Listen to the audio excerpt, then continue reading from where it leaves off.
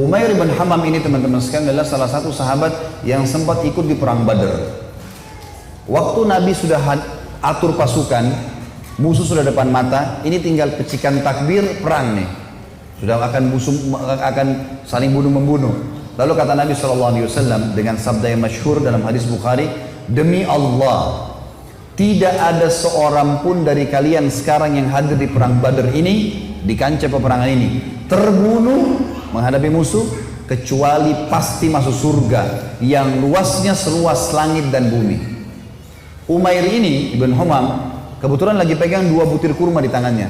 Lalu dia bilang, bakhin. Bakhin itu indah sekali ya Rasulullah. Indah sekali. Ulangin ya Rasulullah. Kata Nabi SAW, demi zat yang ubun-ubunku dalam agama, maksudnya demi Allah, tidak ada seorang pun dari kalian di sini yang terbunuh di kancah peperangan sekarang ini, perang Badar, kecuali pasti masuk surga yang luasnya seluas langit dan bumi. Umair mengatakan, bakhin dengan semangat dia. Maka kata Nabi SAW, kenapa Umair? Kenapa kau bilang bakhin? Maksudnya indah sekali ya Rasulullah. Kata Umair, ya Rasulullah, aku tinggal masuk ke medan perang ini, dibunuh oleh mereka orang-orang kafir ini, masuk surga tanpa hisab, seluas langit dan bumi. Kata Nabi SAW, iya. Kata Umair, itulah sebabnya saya mengatakan bakhin ya Rasulullah. Saya akan kejar tuh. Baik, Umair ini rupanya dia manggil kurma, dia kunyah nih. Sudah mulai pecikan tangan, Allahu Akbar, sudah mau saling nyerang nih. Umair makan dulu kurmanya, ada 2 butir kurma. Waktu dia lagi makan, dia bilang, wahai Umair, sesungguhnya kalau kau habiskan kurmamu ini, masih lama kamu dapat surga.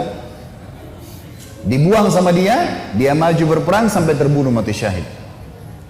Lihat heroiknya sahabat ya, bagaimana mereka langsung menyambut apa yang disampaikan Allah dan Rasulnya.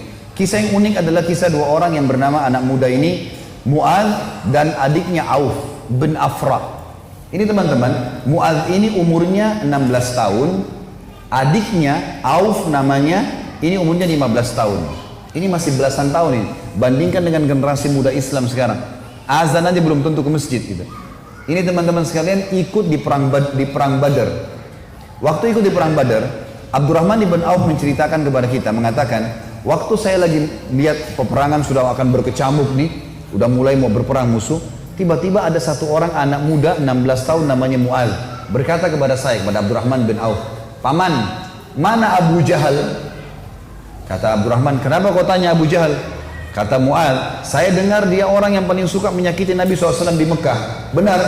Kata Abdurrahman, iya benar. Terus untuk apa kau tanya? Saya mau bunuh paman. Ini Abu Jahal ini saya mau bunuh. Kata Abdurrahman, baiklah, kalau saya lihat nanti saya akan beritahukan kau dia. Karena ini peperangan orang-orang lagi berkecamuk nih, kita belum tahu, nanti kalau kelihatan saya lihat. Maka si Mu'adz nunggu di sebelah. Datang adiknya namanya Auf, tanpa janjian nih, adiknya dia umurnya 15 tahun. Datang sebelah tanya yang sama, paman, mana namanya Abu Jahal? Kata Abdurrahman, kenapa kau tanya? Saya dengar dia paling suka menyiksa Nabi SAW di Mekah. Benar? Benar. Untuk apa kau tanya? Saya mau bunuh paman. Kata Abdurrahman, baiklah, kalau saya lihat saya akan tunjukkan. Kata Abdurrahman, sementara 2 di kiri kanan saya ini sudah ada gemuruh-gemuruh suara orang sudah mau perang. Tiba-tiba Abu Jahal dari kejauhan kelihatan. Abu Jahal itu dari kepalanya sampai kakinya, kudanya juga sampai kakinya semuanya besi.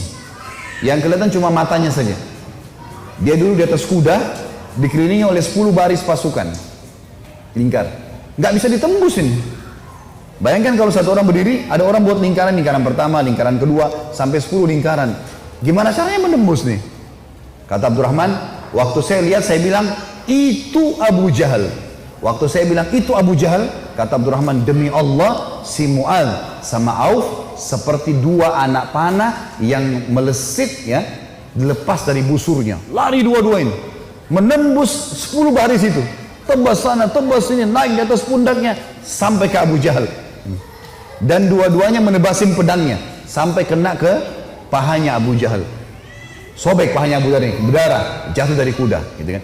Abu Jahal ini rajanya mereka ya, rajanya orang-orang Mekah waktu itu. Dan kalau ini kalah, ini mati, berbubar semua di pasukan. Yang terjadi teman-teman sekalian, si Auf, si adik ini 15 tahun, dikeroyoki oleh pengawal-pengawalnya Abu Jahal, mati syahid. Si Mu'adz ini sempat nangkis-nangkis, tangannya kena tebasan pedang. Tapi dia sempat keluar gitu kan. Dia keluar dari medan perang, 16 tahun teman-teman sekalian. diambil imamahnya, diikat tangannya sama dia, yang sobek itu diikat sama dia. Dia masuk melawan satu tangan. Waktu dia lagi perang, dia rasa tangannya ini mengganggu dia, kesakitan kan? Dia mau cari mati syahid nih. Dia keluar ke kancah peperangan, tangannya ini diinjak sama kakinya, ditarik sama dia, diputus sekalian. Dia masuk berperang sampai terbunuh teman-teman sekalian. 15 sama 16 tahun yakin mati di medan perang, ini adalah syahid. Gak ada rasa takut sama sekali. Ini luar biasa bagaimana.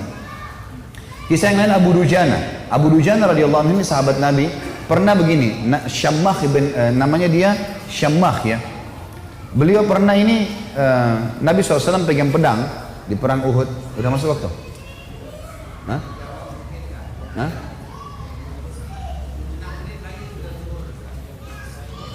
Terus? Maksudnya mau pertanyaan? Butuh tanya jawab atau materi nih? Nah? Kalau saya sih lebih fokus ke materi ya. Lanjut saja ya. Iya, lebih baik kalau antum pulang bawa ilmunya mungkin lebih bermanfaat daripada ada pertanyaan. Insya Allah kalau ada waktu lain, kalau enggak ini. Baiklah, Syammah bin Harith ini radhiyallahu anhu, beliau pernah teman-teman sekalian, Nabi SAW henuskan pedang di perang Uhud, lalu beliau berkata, siapa yang mau memberikan haknya Allah dan Rasulnya di pedang ini? Maka Hamzah berdiri mengatakan, saya Rasulullah. Nabi SAW tarik, nggak dikasih sama dia. Kemudian Nabi bilang lagi, siapa yang akan memberikan haknya Allah dan Rasulnya di pedang ini? Ali bin Abi Thalib berdiri, mau pegang. Nabi SAW tarik. Hamzah dan Ali ini terkenal pejuang kesatria Islam yang kuat gitu kan. Nabi nggak kasih. Nabi ulangi lagi yang ketiga, siapa yang memberikan haknya Allah dan Rasulnya di pedang ini? Maka berdiri lagi teman-teman sekalian, sahabat Nabi yang ketiga, yang sangat terkenal juga adalah Mikdad. Mikdad ini terkenal, Umar bin Khattab jadikan dia seperti kekuatan 1000 orang. Saya Rasulullah, Nabi SAW tarik, gak dikasih. Nabi ulangi yang keempat kali, siapa yang memberikan hak Rasulullah di pedang ini? Maka Abu Dujana ini, Syammah ini berdiri mengatakannya, Rasulullah, apa haknya Allah dan Rasulnya di pedang itu? Maka kata Nabi SAW, engkau mengambilnya dan engkau menghantamkan ke musuhmu pakai perang ini sampai pedang ini bengkok. Kata Syammah, baik Rasulullah, saya akan berikan haknya, kasih ke saya pedang itu. Maka Nabi SAW pun memberikan pedang itu, karena Nabi SAW ingin sahabat ini bertanya dulu apa haknya Allah Rasulullah di pedang itu. Maka diambil oleh Abu Dujana. Lalu Abu Dujana ini memegang pedangnya, lalu imamahnya tadinya warna merah, warna hitam, diganti warna merah sama dia. Zaman itu kalau pakai imamah merah berarti mau mati gitu. Dipakai warna merah sama dia, pedang itu dipakai, dipegang di dadanya sambil dia mengayun-ayunkan pedang itu di hadapan musuh orang Quraisy di perang Uhud ya. Belum perang ini. Lalu Nabi SAW lihat, Nabi mengatakan, sungguh perilakunya Syammah ini dibenci oleh Allah. Tidak disuka sama Allah nih, perilaku sombong. Kecuali di posisi seperti ini, kecuali di medan perang. Boleh kalian tunjukkan keterampilan kalian depan musuh. Tapi kalau enggak, ya di lainnya Allah marah. Maka Abu Dujana pun akhirnya memegang pedang tersebut teman-teman sekalian. Yang terjadi adalah, ada seorang sahabat namanya Ka'ab radhiyallahu anhu.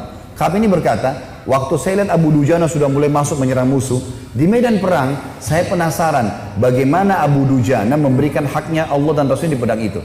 Saya pun melihat ada satu orang kafir yang sangat kuat menyerang orang-orang Islam, tebas sana, tebas sini, badannya kekar. Maka saya berdoa kepada Allah di kancah peperangan. Ka'ab berdoa, semoga orang kafir ini ketemu dengan Abu Dujana.